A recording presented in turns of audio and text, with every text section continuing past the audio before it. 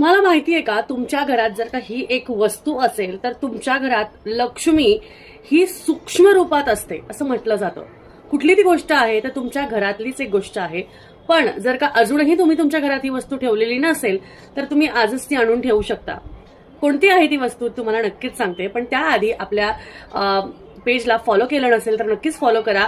माझे इथे जे तुम्हाला मी गोष्टी सांगते त्यावरचे पूर्ण व्हिडिओज जर का तुम्हाला बघायचे असतील तर युट्यूबवर रोहिणी हमकर नावाच्या चॅनलवर जाऊन तुम्ही ते सगळे व्हिडिओज फुल्ली बघू शकता, ज्यामध्ये पूर्णपणे डिटेल डिस्क्रिप्शन दिलेलं असतं. तर कुठली अशी गोष्ट आहे तर ती म्हणजे काळी हळद.